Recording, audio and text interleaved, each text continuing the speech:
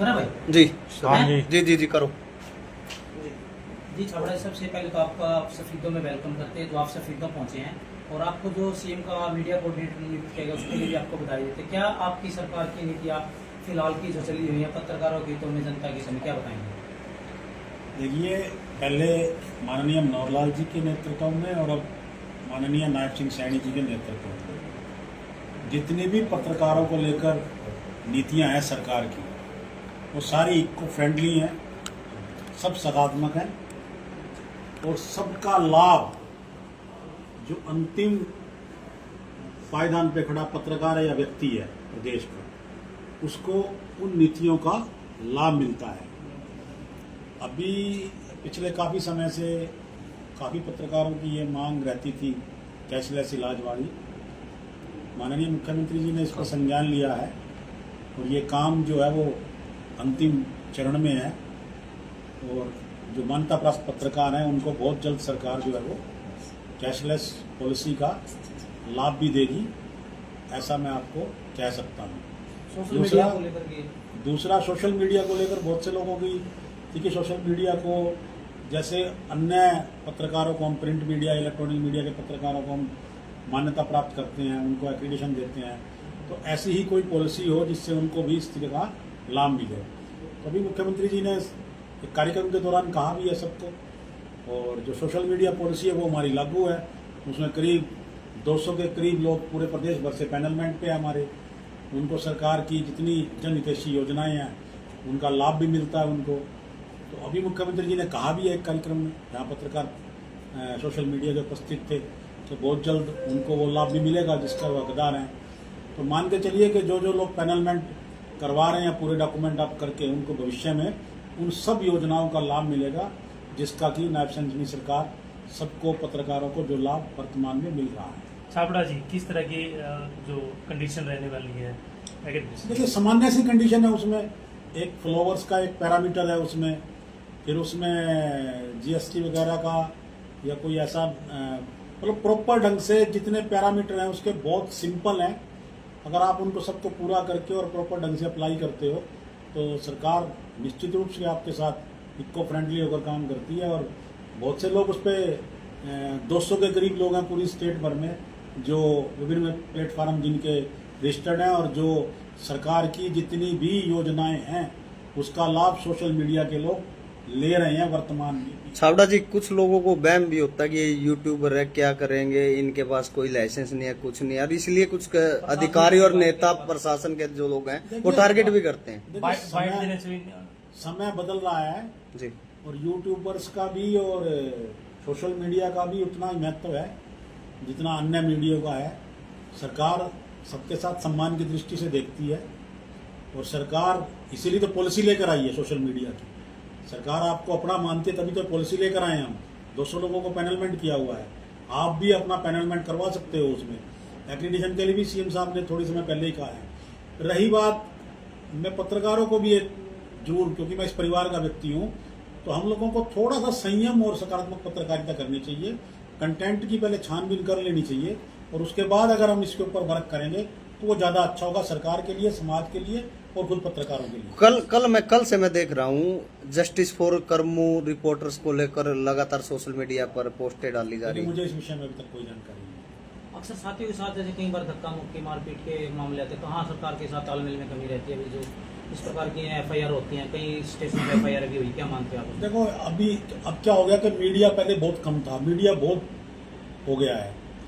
उस तरह से थोड़ा सा कहीं कहीं कोई प्रॉब्लम लोकल लेवल पर रही होगी तो मैं कह नहीं सकता, लेकिन हमारा प्रयास कोशिश सरकार का ये होता है कि जो समाज का अंतिम व्यक्ति है उसको सरकार की नीतियों का लाभ मिले और पत्रकार जो है चाहे वो लास्ट पायदान पे खड़ा हो उसको सरकार की हर नीति का लाभ उसके घर तक पहुंचे, ऐसा मेरी सरकार का मानना है और ऐसी ही सरकार मेरी काम कर रही है। छाबड़ा जी, दूसरे प्रदेशों में भी पॉलिसियां लागू हैं, हमारी में उनमें क्या फर्क है, क्या डिफरेंस है? देखो, आपके यहाँ एग्रीडेशन आपके साथ का लगता पंजाब है, कुल 300 एग्रीडेशन भी नहीं है उसकी और आपसे 1.5 गुना बड़ा पंजाब है। आपका हरियाणा है, आपको 1300 लोगों को हम एग्रीडेशन देते हैं, करीब 300 लोगों को हम पेंशन का लाभ मिलता है। आपके यहाँ 15,000 रुपये पेंशन है उनकी। इसके अलावा संवाद के माध्यम से मदद करते हैं हम पत्रकारों की। इसके अलावा इको फ्रेंडली हमारी सोसाइटीज़ हैं, उनके माध्यम से हाउसिंग की उनको परसेंट देते हैं, रिजर्व कोटा देते हैं। उसके अलावा और भी समाज के माध्यम से जिस किसी पत्रकार को बीमा देते हैं हम लोग, जो जिनके एक्रीडेशन है उनको बीमे का लाभ मिलता है। तो कहने का भाव है जितनी भी पॉलिसी अन्य प्रदेशों में है उससे कहीं बेहतर मेरी सरकार इको फ्रेंडली होकर सरकार पत्रकारों के लिए काम कर रही है, आप सबके लिए काम कर रही है और जनता के लिए भी काम कर रही है। सर मैं जानना चाहूँगा, जो पत्रकार पेंशन ले रहे थे क्या और भी बढ़ सकते हैं? इस समय हमारे पास अभी जो महीना चल रहा है, अभी ये अगस्त का माह चल रहा है, इसी माह करीब 9 लोगों को और हमने पेंशन के लिए पैनलमेंट किया है। तो करीब 300 लोगों को इस समय पेंशन सरकार प्रदेश भर में दे रही है। अगर यदि किसी का भी कोई पेंडिंग हो आपके यहाँ से तो स्वागत है, हम उसके ऊपर काम करेंगे। अभी फिलहाल सरकार के पास पेंशन को लेकर फिलहाल कोई रिक्वेस्ट मेरे ध्यानार्थ नहीं है, जो जिन जगहों पे हम लोग काम कर रहे हैं। जी, एक अहम सवाल है छाबड़ा जी आपसे। सरकार के पैनल के साथ पत्रकारों को जोड़ने की बात चल रही है, कहीं ना कहीं स्वतंत्रता तो बाधित नहीं होगी पत्रकारों की? ऐसा कुछ नहीं है, स्वागत है आपका। कहीं कोई जितना इको फ्रेंडली पत्रकार यहाँ काम कर रहा है हरियाणा में, या जितने भी हमारे और शासित प्रदेश हैं, भाजपा शासित प्रदेश हैं, आप किसी में बताओ, आप इको फ्रेंडली होकर बहुत अच्छा काम कर रहे हो। आपकी खुद गवाह हो कि इतने मीडिया के लोग मेरे सामने खड़े हो और आप बिल्कुल निष्पक्ष होकर सवाल पूछ रहे हो और मैं आपको जवाब दे रहा हूँ मेरी सरकार का। इससे बेहतर और क्या जवाब हो? छाबड़ा जी, मनीषा हत्याकांड को लेकर जो पत्रकार साथी थे कवरेज कर रहे थे, कईयों की गिरफ्तार कर लिया गया, इस पर क्या कहेंगे? मैंने पहले बताया कि इस मामले में मेरे पास कोई जानकारी है नहीं इस विषय में। वैसे तो सभी डिपार्टमेंट से एज कम की जा रही है, 58 की जा रही है रिटायरमेंट की 60 से, तो ऐसे में पत्रकारों की 55 की उम्र हो सकती है, जैसे जो ये सरकार का मांग पहले भी रखी थी। ये सरकार का भी नीतिगत मामला है। पेंशन का जो भी मामला है फिलहाल वो 60 साल की एज है। 300 के करीब पत्रकारों को हम पेंशन दे रहे हैं पूरे प्रदेश भर में। फिलहाल हमारे पास कोई पेंडिंग फाइल पेंशन से रिलेटेड मेरे ध्यानार्थ नहीं है।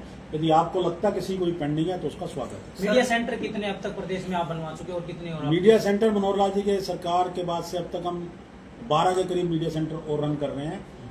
8 शायद पहले रन कर रहे थे, तो अभी जैसे आज आपने रिक्वेस्ट दी है मीडिया सेंटर के लिए, तो इसके ऊपर भी काम करेंगे। हम मीडिया सेंटर समितियों में भी काम करें, इन सब बातों को लेकर हम बात रखेंगे और बहुत जल्द आपको मीडिया सेंटर समितियों में। अशोक जी, आपने तो ग्राउंड पे काम किया, आप पत्रकार लंबे समय तक आपने पत्रकारिता करी, ऐसे और कौन से काम है जो सरकार को करने चाहिए और उस पर कार्य अभी चल रहा है पत्रकारों को? क्योंकि पत्रकार सबकी लड़ाई लड़ता है, अपनी कहीं ना कहीं वो लड़ाई लड़ नहीं पाता। देखो, मेरे हिसाब से मैंने जितनी पॉलिसीज का अध्ययन किया है और प्रदेशों की, हमारी प्रदेश की पॉलिसी का पत्रकारों के लिए, तो पत्रकार को यहाँ एनवायरनमेंट बहुत अच्छा है, बहुत अच्छा फ्रेंडली माहौल है सरकार का पत्रकारों का आपस में। और जो लाभ होने चाहिए वो सरकार के पेंशन से लेके एक्रेडिशन तक सब लाभ पत्रकारों को मिल रहे हैं। अभी एक बड़ा विषय आता रहता था कि उनको आयुष्मान योजना के तहत जोड़ा जाए एक्रेडिशन वालों को, तो मैंने बताया कि मुख्यमंत्री जी ने उसके ऊपर खुद बड़ी गंभीरता से सरकारी अधिकारियों के मिल बैठ के उसका हल किया है। तो बहुत जल्दी जो एक्रेडिशन वाले पत्रकार हैं उनको कैशलेस इलाज उसी कार्ड पर मिलेगा और बहुत जल्द सरकार इसकी, माननीय मुख्यमंत्री जी इसकी घोषणा करेंगे। इसके अलावा जितने लाभ हैं समाज के माध्यम से हो या सोसाइटी के माध्यम से हो, वो डिपार्टमेंट हमारा कर ही रहा है। वैसे तो हर रोज हम देखते हैं और जिले में भी ये रहती है कि पत्रकार और प्रशासन का थोड़ा सा एक अच्छा वो हो जाए, उसके लिए कोई वर्कशॉप होनी चाहिए। क्या प्रदेश स्तर पर इस प्रकार का कोई प्रयास? देखो, आप वर्कशॉप आयोजित करो, आपको उसमें बोलने के लिए वक्ता या किसी तरह का कोई विशेष वक्ता या टेक्निकल कोई आदमी चाहिए या किसी विषय पर कोई महारत रखता हो, ऐसा कोई व्यक्ति चाहिए, सरकार आपको कोऑपरेट करेगी, आपके साथ खड़ी होगी। लेकिन वर्कशॉप आयोजित तो आप लोगों को करनी चाहिए। आप लोगों को जो नई नई पीढ़ी पत्रकारिता में काम करने के लिए आ रही है, उसको उसके अनुभवों का, जो वक्ता आए वहां पे, उनके अनुभवों का लाभ मिले। या आप ऐसी कोई वर्कशॉप आयोजित करते हैं तो सरकार आपके साथ मिलकर काम करेगी। छाबड़ा जी, आपने काफी लंबे समय तक साफ सुथरी पत्रकारिता की है और आज आप मुख्यमंत्री जी कोऑर्डिनेटर हैं। पूरी हरियाणा की मीडिया को व्यक्तिगत रूप से सभी मीडिया साथी की कार्यशैली को लेकर के कोई मैसेज करना चाहेंगे कि किस तरह की पत्रकारिता होनी चाहिए? देखो, मेरा अपना व्यक्तिगत मानना है कि मैं लगभग प्रदेश के 1-2 जिलों को छोड़कर दोबारा इस दायित्व पर जाने के बाद लगभग प्रदेश के हर जिले में गया हूं और मेरा व्यक्तिगत अनुभव है कि हरियाणा की पत्रकारिता बहुत सुंदर पत्रकारिता है, बहुत अच्छी पत्रकारिता है और कोऑपरेटिव पत्रकारिता है।